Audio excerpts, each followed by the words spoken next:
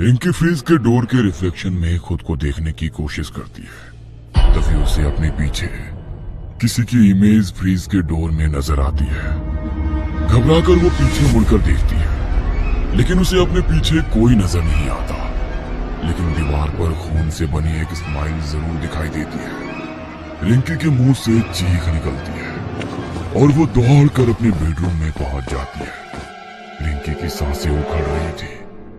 अपनी सांसों को संभालते हुए वो जैसे ही दीवार की तरफ देखती है, उस दीवार में एक चेहरा उभरता हुआ उसे नजर आता है, जिसके होठों पर वही खौफनाक स्माइल थी। मेरा दिमाग खेल रहा है मेरे साथ। ये सब मेरा वहम है, कुछ नहीं है यहाँ। I think I need injection.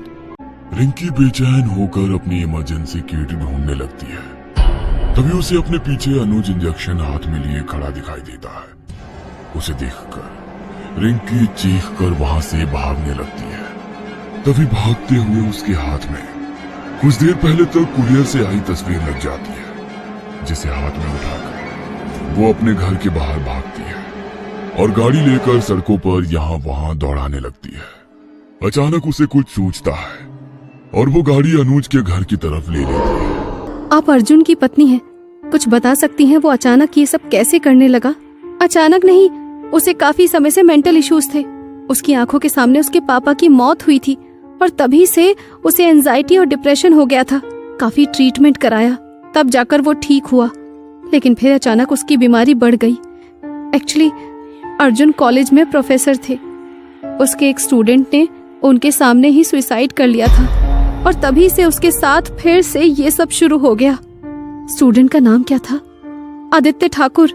Rinki किसी तरह उस आदित्य का पता लगाती है तो उसे पता चलता है कि जो चौथी फोटो उसके पास कोरियर से आई है वो आदित्य की ही है। आदित्य के बारे में कुछ और चौंकाने वाली बातें सामने आई थी और वो ये थी कि अनुज की ही तरह आदित्य भी पहले डिप्रेशन और मानसिक बीमारियों से सफर कर चुका है। एक बात पूछूं आपसे, क्या आपके घर में कोई ऐसा था जिसकी मौत आदित्य की आंखों के सामने हुई हो? जी नहीं, ऐसा तो कुछ नहीं हुआ। रिंकी आदित्य की माँ से बात करके जाने लगती है। सुनिए, किसी परिवार के सदस्य की तो नहीं, हाँ, लेकिन हमारे कुत्ते जेरी की मौत उसके सामने हुई थी। आदित्य जेरी से बहुत प्यार करता था। उसकी मौत के बाद 1 हफ्ते तक सही से खाना तक नहीं खाया था उसने। जेरी उसके लिए उसका पेट नहीं, भाई था। Thank you for helping me. अब थोड़ा थोड़ा समझ में आने लगा है कि आखिर ये सब मेरे आसपास क्यों हो रहा है। ये डीमन सिर्फ मेरे दिमाग से खेल रहा है। मुझे बस स्ट्रॉन्ग रहना है। मैं उसे खुद पर हावी नहीं होने दूंगी। डॉक्टर, आप ठीक तो है ना? आपका चेहरा इतना बुझा हुआ सा क्यों है? मैं ठीक हूँ, चलो विजिट पर चलते हैं। रिंकी एक एक करके मरीज के वार्ड में जाकर उनसे मिल रही थी, लेकिन आज उसे सारे मरीज उसकी तरफ देखकर वही खौफनाक मुस्कान लिए नजर आ रहे थे। रह रहकर उसे अपने आसपास भयानक चेहरे नजर आते, धुएं की तरह अचानक उसके सामने से गायब हो जाते। उसे बार बार ऐसा लगता कि कोई भयानक आवाज में उसके कानों में आकर फुसफुसा रहा हो। रिंकी लगातार उन आवाजों को और उन चेहरों को नजरअंदाज करने की कोशिश कर रही थी, लेकिन यह आवाज उसकी नियति बनकर उसका पीछा छोड़ने को तैयार ही नहीं थी। बस आज की रात, आज तुझे चलना ही होगा, आज तुझे चलना ही होगा। रिंकी कानों में आती उन आवाजों से पीछा छुड़ाने के लिए हॉस्पिटल से निकलकर वापस अपने घर की ओर निकल जाती है। पिछले 3 दिन से रिंकी हॉस्पिटल नहीं आई थी। अस्पताल स्टाफ लगातार उसका फोन नंबर ट्राई कर रहा था, लेकिन उसके तरफ से कोई रिस्पांस नहीं मिल रहा था। अंत में उसके कॉलीग पुलिस स्टेशन में फोन करते हैं और उसके फ्लैट पर जाकर ताला तोड़कर घर के अंदर घुस जाते हैं। अंदर का दृश्य बहुत ही भयानक था।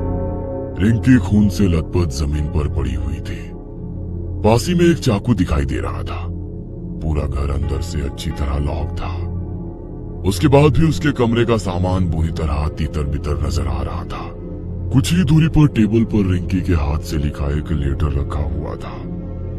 इंस्पेक्टर वो लेटर उठाकर पढ़ना शुरू कर देता है। इस चैन में सारे वही लोग मारे गए हैं जिन्हें पहले से कोई न कोई मानसिक बीमारी रही है। हमारी कमजोरी का फायदा उठाकर हमारे कमजोर मन पर इस डीमन ने कब्जा कर लिया है। इतने बड़े हॉस्पिटल में अर्जुन ने मेरे सामने अपनी जान दी, क्योंकि सिर्फ मैं ही थी जिसके पास्ट में कुछ ऐसा हुआ था जिसने मेरे दिमाग पर गहरा असर किया था।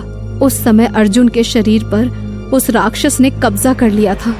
वो खुद नहीं मरा, बल्कि उस डीमन ने उसे बेदर्दी से मार डाला, और उसके मरने के बाद अब ये कर्स मुझ पर पहुंच गया है।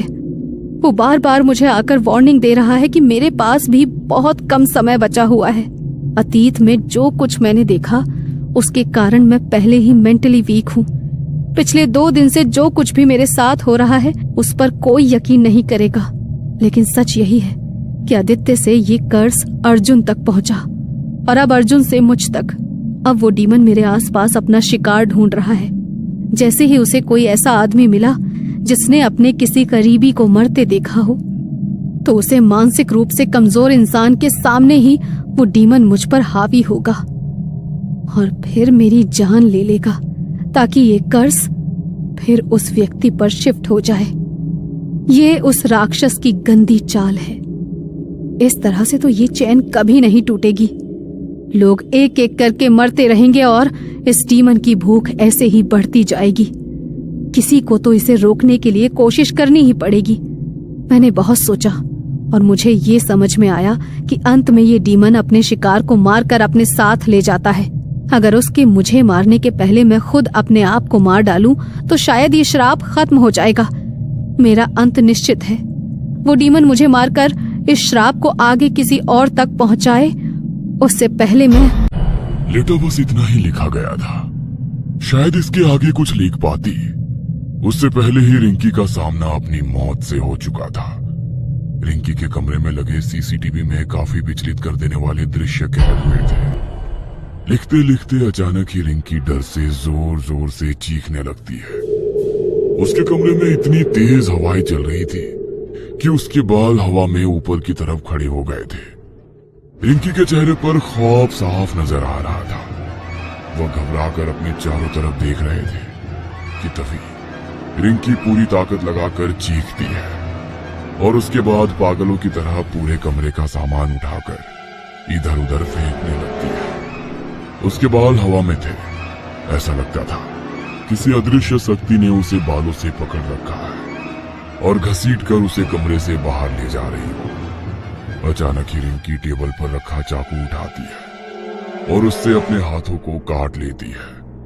रिंकी का शरीर निठाल होकर जमीन पर गिर चुका था।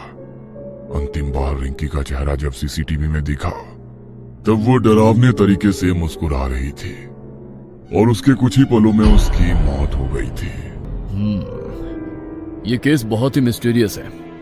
क्या वाकई डॉक्टर रिंकी के ऊपर किसी डेमन का साया था, या फिर वो साइकिट्रिस्ट होकर खुद मानसिक बीमारी से जूझ रही थी? रिंकी की मौत अपने पीछे कई सारे सवाल छोड़ गई थी, लेकिन अब देखना यह था कि क्या वाकई श्राप का अंत हो चुका है या डेमन ने अपना अगला शिकार ढूंढ लिया है।